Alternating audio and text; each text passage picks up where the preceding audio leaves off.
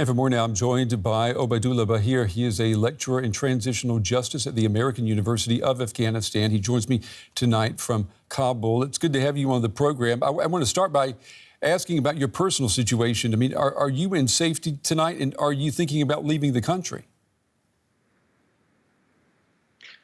Thank you for having me. I decided the day that Kabul fell that I was not going to leave the country despite emergency airplanes lifting from the airport on that day. And I was offered kindly by friends and colleagues to be on that plane.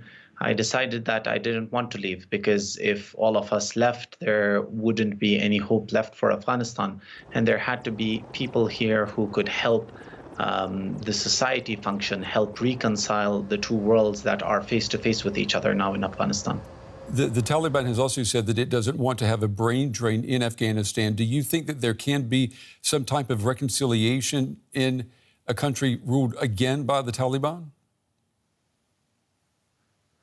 Look, the Taliban have been away for 20 years. For 20 years, there's been an image constructed of them, that of an enemy. And obviously, the conduct of groups while in war is much different to them and their conduct when there is a time of peace. So the idea is they don't know much about us. We don't know much about them. And now we're face to face. So the brain drain was natural because people don't trust the Taliban. And the Taliban have an arduous task of proving that they are trustable. So they'll have to match their actions and words and really show that even after the foreign troops leave, that they stand by their word and they're trying to build a better Afghanistan than what was there 20 odd years ago under their rule.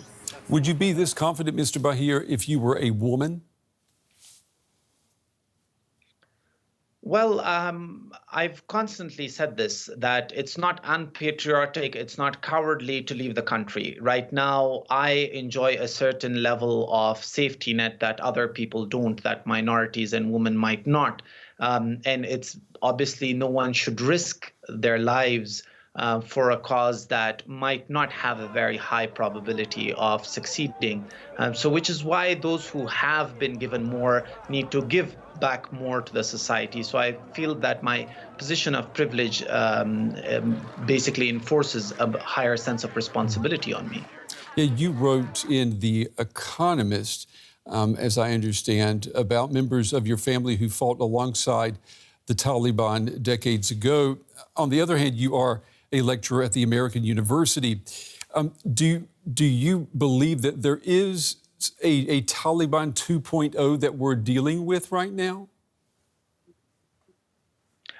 I think it's too early to pass a judgment on that. I believe that the Taliban, at least with regards to their statements, have improved compared to when they were in power last time around. It appears that they see some worth in international recognition. They are saying that they want minorities and women to participate in day-to-day life. Yes, there have been specific conducts by individuals within the city, and I'm not whitewashing anything that they've done. It's just that their party really needs to appoint a government soon. They really need to have a functioning society soon, so we can see if they're really going to live up to their words. What do you make of the Taliban saying today that if U.S. forces stay beyond August 31st, there will be consequences? Look, there are quite a few problems here with regards to the management of the airport, and the blame lies on multiple sides. With regards to both sides of the conflict right now, they are creating a shadow economy. The more this date is solidified, the more people will start exploiting those who want to get to the airport. People have already started charging people for access to the airport and moving them there. So all of that creates a filthy shadow economy that should not have existed. On the other end, the Taliban really needed to realize the importance of setting up an administration, at least. Even if they can't announce a government, they needed to announce and appoint interim ministers, especially for ministries like the Ministry of Interior, so that the whole function of the airport could have gone further much better. And again, with regards to the international community, they really need to engage with the Taliban give them viable options. So if NATO presence is a problem, how about non-NATO nations? How about having a peacekeeping force that helps manage the airport? Because again, we don't even have an aviation management for the airport as per now, because the chief of the aviation authority in Afghanistan has left the country. So there are quite a lot of vacuums that need to be filled, and that only happens through engagement rather than sitting behind media and announcing to each other what they are likely to do. Abdullah Bahir with the American University of Afghanistan. Mr. Bahir, we appreciate your time and your insights tonight. Thank you. Thank you for having me.